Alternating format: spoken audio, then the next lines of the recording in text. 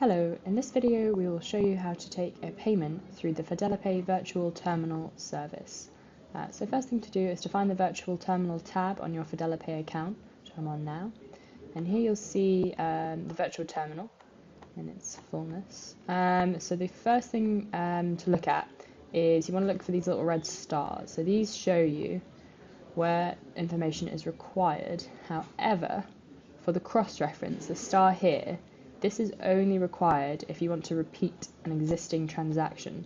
So when you do a transaction on FideliPay, you get a unique cross-reference code to be able to find that transaction through your transaction history, and also if you wanted to rerun it, you would enter it here, look up the transaction, and it would repeat the details, mostly the amount, and if there was a unique reference or order description put in, it would repeat those for you. So for a new transaction, what you need to fill in is the parts here that aren't already filled in, if these are correct. So you have transaction type, so if you want to run another kind, like a pre-auth payment, you can put that through here, but mostly you're going to be doing sale.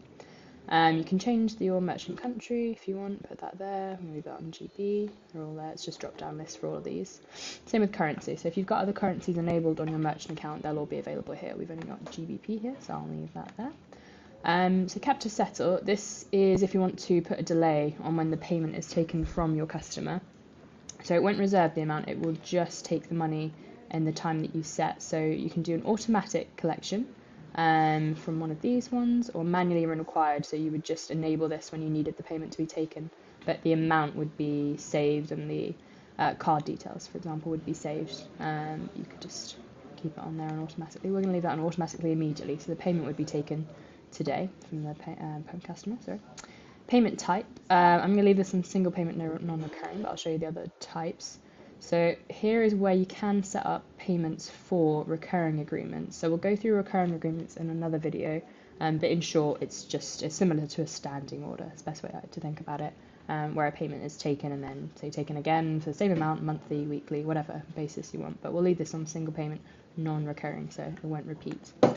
And then for unique reference and order description, you see, you don't see that red star, so you don't have to fill these out, but for yourself it can be useful to put in a unique reference or an order description. So when you see the payment, you have a reference that tells you what the payment was for, or to find it in your system, because you can search that way as well. Next part is the payment details. So the virtual terminal is different to the pay by link service, which is something we'll go through in another video, in that on this one you're taking the details from your customer. So the long number, the expiry date, so month here, year here, and the security code, which is those 3 numbers on the back. So you don't always need these. You see it isn't a red star, but for a secure payment, you want to take those from your customer. Customer details, so no red stars, so you might think not required. However, as we have the little notes here, required if AVS checking on customer address and customer postcode. So those of you who are familiar with taking payments over the phone will know that you need to take the numeric characters from the street address and the postcode of your customer's registered card, so that the payment is secure as well.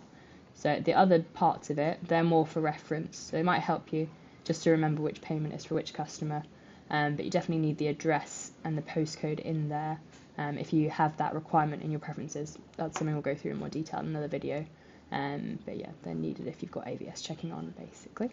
Other bits here, so delivery details, just show you briefly where to deliver the product that they're paying for, purchase details, if they've got any tax requirements, description of the product bought, etc.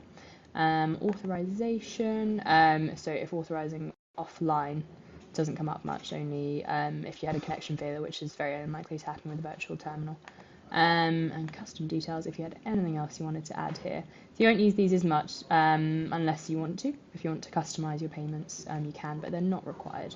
So I'll just enter some random numbers so that we can see what it looks like when a sale goes through to processing. So I'll do 0.1 pence. I'll put this as test. Card number 1, 2, 3, 4, 5, 6, 8, 9, 10, 11, 12. Hopefully that's enough. Expiry date, I'll leave this on here. Do a random one. Security code, another random one. I'll put an address here just in case. So 2 Main Road, W123AB. Nice random one. That's everything we need. I'll process transaction. So this is where you're putting the sale through by pressing this button here at the bottom. Oh no, I do not want to save that. So obviously we're going to get transaction failed because it's an invalid card number. So if you got that error code when you're putting through a transaction from your customer, they've given you the card number incorrectly. So you just need to get them to check that and see that if it's correct or not. But you can see how it comes up. So the transaction ID gives you a number there and gives you the amount, etc. So you can check the details that you're requesting. So if it was a successful one, you get a successful one here. And you could get a receipt to your customer if you put their email in under customer email as well. But for all payments, you will get an email to the merchant recipient email, which I'll go through on the preferences video. But yeah, that's how you take a payment on the virtual terminal.